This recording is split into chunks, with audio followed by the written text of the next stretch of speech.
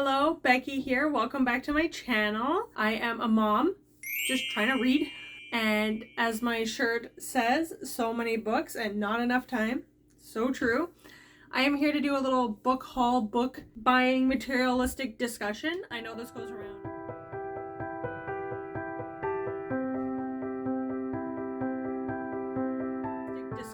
I know this goes around on Twitter and YouTube and stuff, and it's a very, not common, that's not the word I'm looking for, it's a very, I don't know, but it's a common discussion anyways about buying books and consumerism and stuff like that. So I'm not here to judge anybody about the way they choose to spend their money. I'm not paying your bills, you're not paying my bills, so if you think the way I'm spending my money is foolish and stupid, well, maybe it is, but that's on me. That's between me and my husband, because I happen to be married and we share our finances, my family, because if I'm out spending all the money and my kids aren't eating, well, that affects them, right? That's between me and my family, not between me and my extended family and things like that, because they're not paying my bills. If you're paying my bills, then you can sit down and have a conversation with me about the way I choose to spend my money. And there was a couple years ago, I was talking to somebody about the books I had bought at like a thrift store, so I wasn't even spending like tons of money or whatever. And they kind of just like shedding so much. They kind of just laughed and said like, oh, what's our book budget? Oh, it's nothing. Ha ha ha. And like, I know for a fact that the wife does or used to read a lot more. And so she's not like maybe an avid reader reading over 100 books a year, but she is still a reader and she does read. But that's not just where their priorities are. That's not the things they want to buy right now. It's not time and life circumstances and stuff don't allow them to read or for her to read as much. I know he does read a little bit too, but they're just in a different space in their life right now and they choose not to spend their money on books. But then they turn around and told me that they spent like $500 on a PlayStation 4 accessory. Not a PlayStation 4, not a PlayStation 5, an accessory for the PlayStation 4. And I was like, and you think I'm crazy spending all this money on books? But am I going to say anything? No. Bring me my box. That's my book haul coming in. But I was like, seriously? That's not how I choose to spend my money. And to me, that's a complete, you know how many books I could buy with that $500? Seriously? Or like, I could pay off like a chunk of my Visa with that money. I could pay off, oh, don't show that. Do you know how many things I can buy with $500 that aren't even like books or like materials like this? Like that would be groceries for the month for us. Or at least like a couple of weeks worth of groceries. At least a week.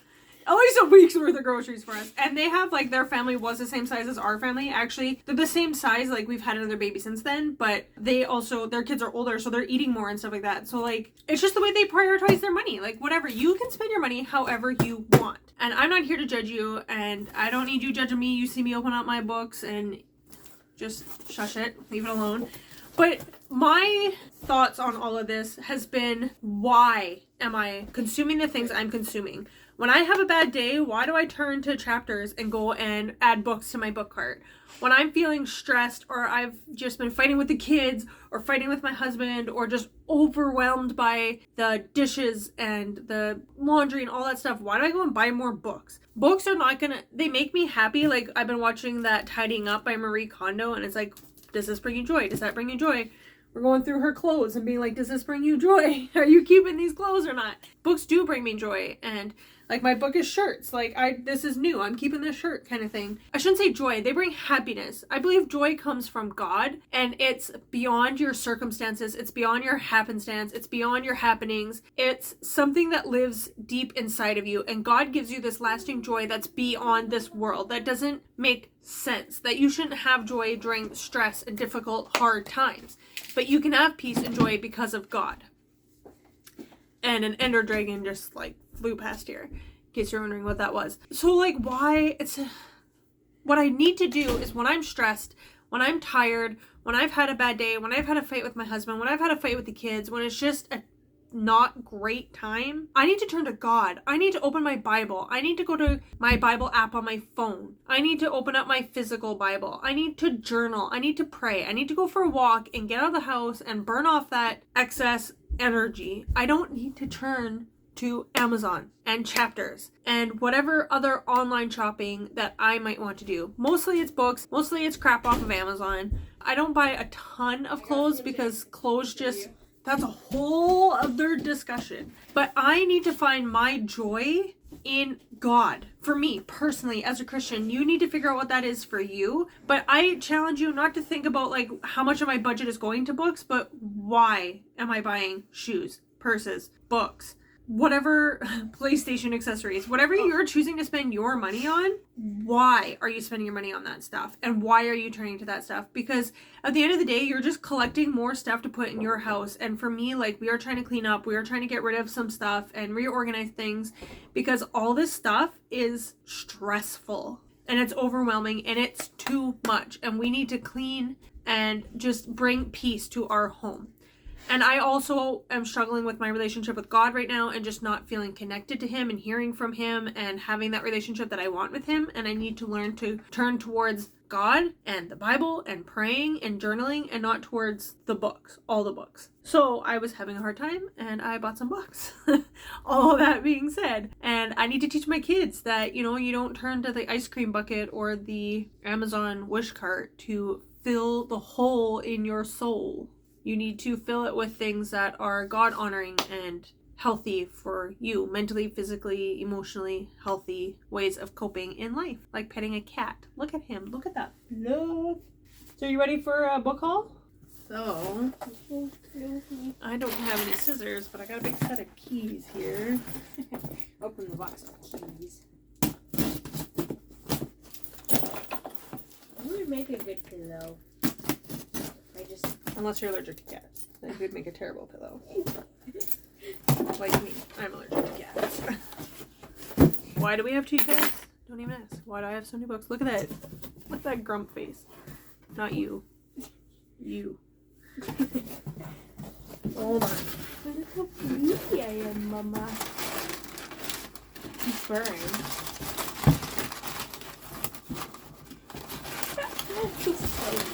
So I bought this off of my registry for the baby because it was on sale, and I got like 20% off because it was a registry item. And he doesn't take soothers, but he needs to take a soother. So I'm hoping, he's almost 6 months old, so he can hold and grab things. Not him, the baby, obviously. He can hold and grab things that he wants. Thumbs. Yeah. Just this little bean. Dewclaw. This little bean. But now that he can like physically hold something, maybe he'll like, it's so tiny. Like, that's my hand. That's how big it is. But hopefully he'll like it with his little sloth. That's a cute. So my chapters online had a sale. It's online or in person, but it's like buy these 3 books that are popular on TikTok or Book Talk, and I don't really watch Book Talk stuff or anything like that, but whatever's popular at the moment. I'm too old for Book Talk. But you got a bonus 2,500 plum points, and that equals like $5, I think. So, you know, you spend like $40 to get $5. Yay! So I picked 3 that looked interesting. So I heard about this one, My Killer Vacation by Tessa Bailey, and it has that cool matte feel I really like. But I love the teal and pink. You will probably never be able to hold things. Hold my book for me while I talk about what it means, what it's about. It was supposed to be a relaxing vacation in sweet sunny Cape Cod, just me and my beloved brother. But discovering a corpse in your rental house really throws a wrench into your tanning schedule. Now a rude, crude bounty hunter has arrived on the back of his motorcycle to catch the killer and refuses to believe I can be helpful, despite countless hours of true crime podcast listening, not to mention a fulfilling teaching career of wrangling 2nd graders. Well, there you go. If you can wrangle 2nd graders, you can find a killer. A brash bounty hunter and an energetic elementary school teacher, the murder-solving team no one asked for, but thanks to these pesky attempts on my life, we're stuck together, come hell or high tide. I'm just here to do a job, not babysit and... I guess this is his perspective. I'm just here to do a job, not babysit an amateur sleuth. Although, it is becoming less and less of a hardship to have her around. Sure, she's stubborn, distracting, and can't stay out of harm's way. She's also brave and beautiful and reminds me of the home I left behind 3 years ago. In other words, the insatiable hunger and protectiveness she is waking up in me is a threat to my peace of mind. Before I sink any deeper into this dangerous attraction, I need to solve this murder and get back on the road. But will fate take her from me before I realize the road has been leading to her all along? So, romance, obviously. hopefully I like it. I've been liking these books as audiobooks. It looks like it's a fairly easy read, but it should be a good time. I hope it's not like, I don't mind a little bit of cheese, but hopefully it's not too cheesy. Hopefully this could be done really right. Could go really bad, so hopefully I enjoy it. I know all cats have RBF, resting bee face, but he's actually enjoying himself. He's purring. Okay, so the second book I bought, I have read from Christina Lauren before. I believe that's 2 authors. What? Christina and Lauren? And they write together? Yeah, a pen name for the writing partners, best friends, Christina Hobbs and Lauren Billings. Like, who knew this? I did not know this. This was partly a cover buy, and partly I like these kind of books, and I know I do enjoy some Christina Lauren. I haven't read all of their stuff. It's like your 50 But Love and Other Words, which would also work for for July's buzzword of any bookish words. So it's got words in the title. But I just love, this is one of my favorite covers this year. Even the little green trees. It sounds like it's about friends. Macy Sorensen is settling into an ambitious, if emotionally tepid routine. Work hard as a new pediatrics resident, plan a wedding to an older, financially secure man, keep her head down and heart tucked away. But when she runs into Elliot Petropoulos, the first and only love of her life, the careful bubble she's constructed begins to dissolve. Once upon a time, Elliot was Macy's entire world, growing from her gangly, bookish friend into the man who coaxed her heart open again, only to break it on the very night he declared his love for her. Told in alternating timelines between then and now, teenage Elliot and Macy grow from friends to much more. So I'll just leave it at that, but if nothing else, it's one of the prettiest covers I've seen so far.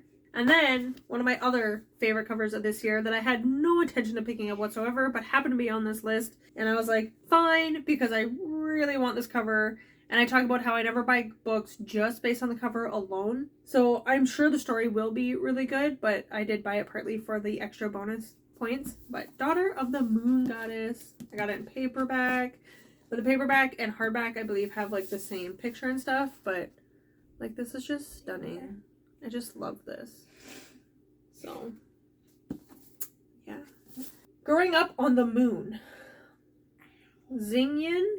I'll have to figure out how to pronounce that. Xingyan is accustomed to solitude, unaware that she's being hidden from the feared celestial emperor who exiled her mother for stealing the elixir of immortality. Disguising her identity, she seizes an opportunity to learn alongside the emperor's son, mastering archery and magic, even as passion flames between her and the prince. Daughter of the Moon Goddess begins an enchanting romantic duology that weaves ancient Chinese mythology into a sweeping adventure of immortals and magic, of loss and sacrifice, where love vies with honor, dreams are fought with betrayal, and hope emerges triumphant.